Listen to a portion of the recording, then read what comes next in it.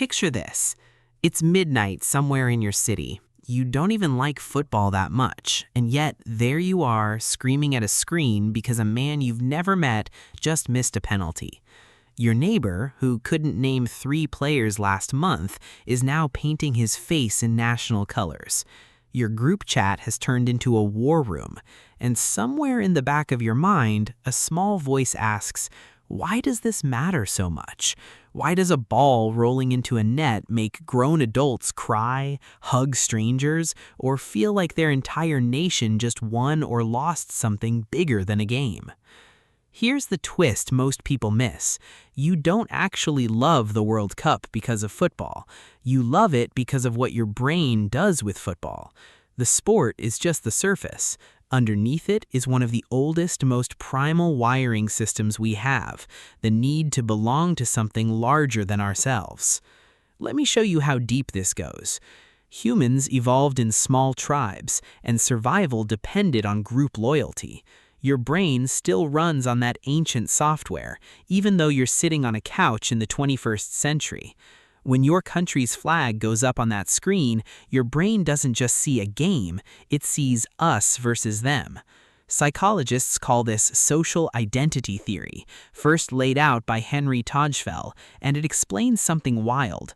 The moment you're grouped with people, even randomly, you start favoring your group and rooting against the other one. No logic required.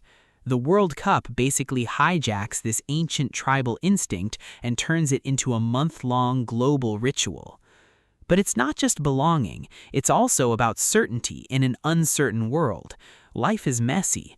Bills, relationships, jobs, none of it comes with clear rules or a scoreboard. Football does.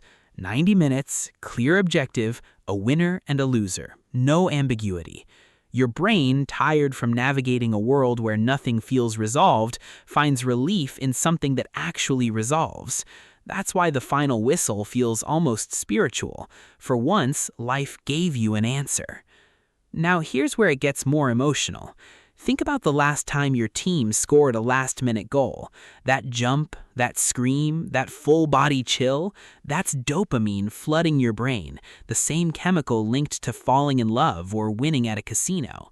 But it's not just pleasure. Neuroscientists have found watching your team win activates brain regions tied to personal reward, almost as if you scored the goal yourself. And when your team loses, that activates regions linked to personal failure. Your brain doesn't know the difference between my team lost and I lost.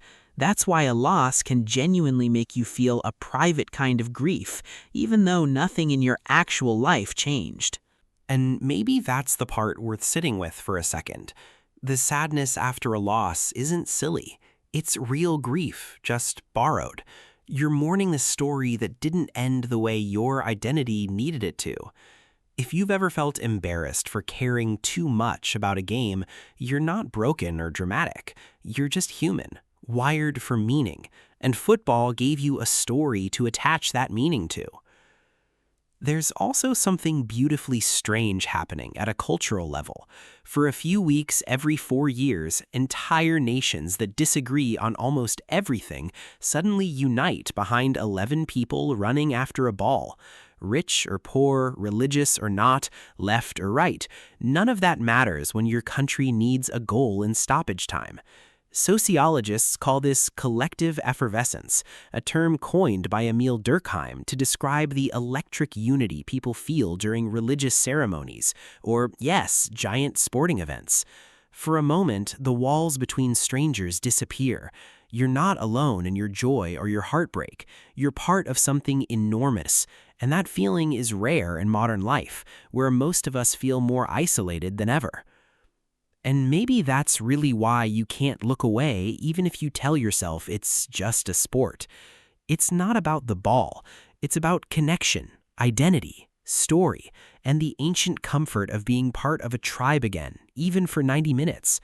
The World Cup gives you belonging without asking you to explain yourself. It gives you drama without real-world consequences, and it gives you permission to feel intensely, publicly, unapologetically, something a lot of us rarely allow ourselves in everyday life. So the next time you find yourself yelling at a screen or hugging a stranger over a goal, don't be embarrassed by it. That reaction isn't proof that you're shallow or dramatic. It's proof that you're wired for connection, for meaning, for something bigger than your own small daily routine. Maybe the real magic of the World Cup isn't the football at all. It's that it briefly gives millions of people permission to feel united, hopeful, and human together. So tell me, do you remember the last time a game made you feel something you couldn't quite explain? Drop it in the comments because I genuinely love to hear it. And if this kind of deep dive into why we feel what we feel is your thing, stick around. There's a lot more of your own mind waiting to be understood.